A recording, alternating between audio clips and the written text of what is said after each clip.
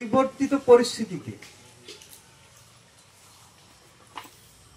বিভিন্ন গুণীজন এবং ইতিহাস থেকে যেটা আজকে প্রচারিত হচ্ছে সেটা হলো বাংলাদেশ জামাত ইসলামী সৃষ্টির ৮৪ বছরে এত ভালো সময় কখনো পাইনি।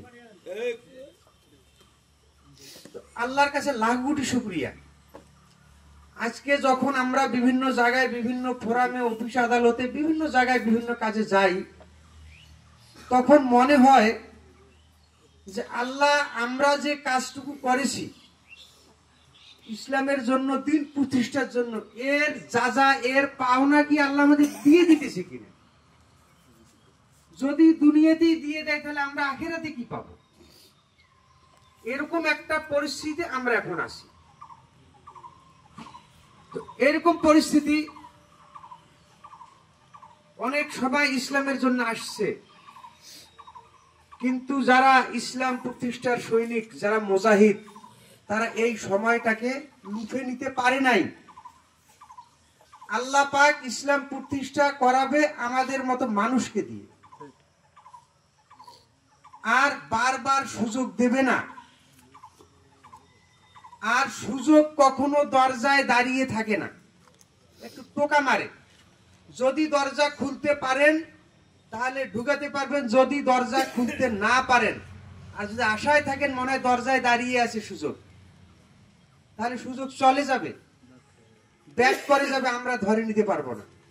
শুধু হাই হাই করবো, খুব একটা ভালো সময় আসছে, এই ভুলটা হয়েছে, ওই ভুলটা হয়েছে, এই ভুল আমার নেতা করছে, ওই ভুল আমার আমির করছে, ওই ভুল সেক্রেটারি করছে, শুধু ভুলে ধরবো, আর এই দিন ফেরত আসবে না। একবার যদি এই সুযোগকে আমরা হাতছাড়া করি, আবার ১০০ বছরের জন্য অপেক্ষা করেন, তারপর এই সুযোগ যদি আসে তাহলে আমাদের কি করণীয়? সংগঠন এবং ইসলাম, ইসলামের আদর্শ এবং সংগঠনের নির্দেশ করব না, হিসিং করব না, লোভে পারব না, আমাদের পাওনা জোর করে নেব না।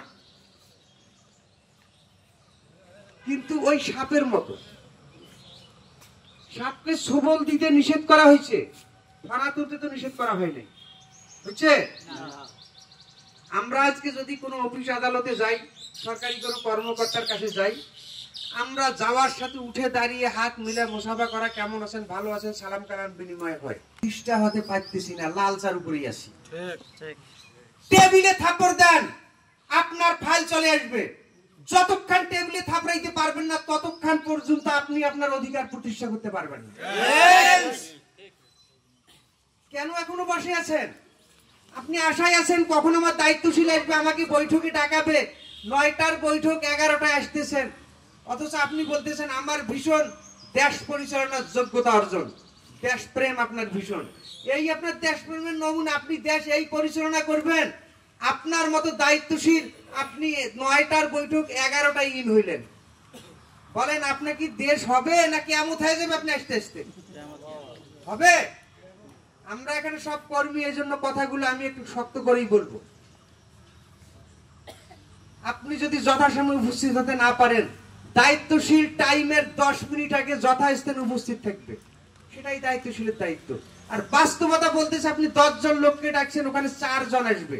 যদি 4 জন লোক আসে, সফরে যে দেখা যাচ্ছে যে আমাদের আসলে কিন্তু মাঠ পর্যায়ে যে ধরনের কাজ করা দরকার, যে পরিশ্রম থাকা দরকার, প্রেশারি থাকা দরকার, ওটা নাই। আমরা এখন উপজেলা ভিত্তিক যে প্রোগ্রামগুলো হচ্ছে বা ইউনিয়ন ভিত্তিক যে প্রোগ্রাম হয় সেখানে কিন্তু আমরা আসি। মাসে একবার আমরা আসলেই মনে করতেছি যে আমাদের এই প্রোগ্রামটা হয়ে গেল। তা সম্মানিত ভাইরা, আমাদেরকে এই বিষয়গুলোর দিকে খেয়াল রাখতে হবে। আমাদেরকে একটি বিষয় খেয়াল রাখতে হবে যে আমরা ইসলাম প্রতিষ্ঠা করতে চাই, ইসলামকে সমাজে প্রতিষ্ঠিত করতে চাই।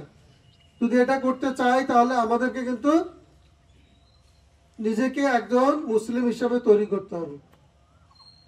যদি তৈরি করতে পারি তাহলে আমাদের পরিবারটা ভালো যেমন হবে।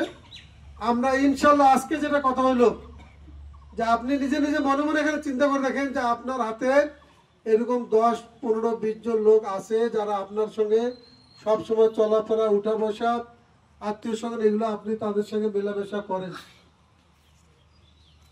আপনারা নিজেরাই এখন হিসাব করে দেখেন যে আপনার কাছে সর্বনিম্ন আমার কাছে মনে হয় যে 20 জন লোক আপনার আছে হাতে। এই লোকগুলোকে নিয়ে আপনাদেরকে বসে চা খাতে, ওই পুরাতন কথা ছাড়া আর কোনো কথা তাদের কাছে কিন্তু এই দিনের যে দায়িত্বটা আমরা যারা নিছি, এই দায়িত্বের অবহেলা করার কোনো সুযোগ আমাদের নাই, কিন্তু আমরা করেই যাচ্ছি।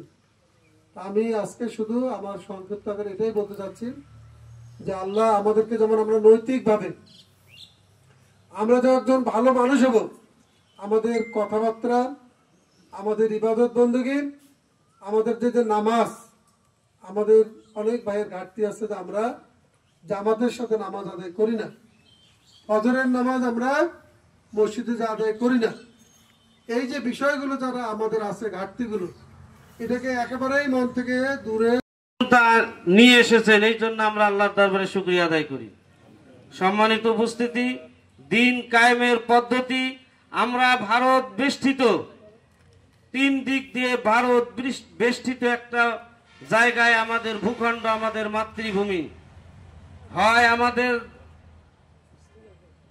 পৌত্তলিক এবং হিন্দুদের দ্বারা বেষ্টিত, আর একটা দিক ফাঁকা আছে, সেটা হলো বঙ্গোপসাগর।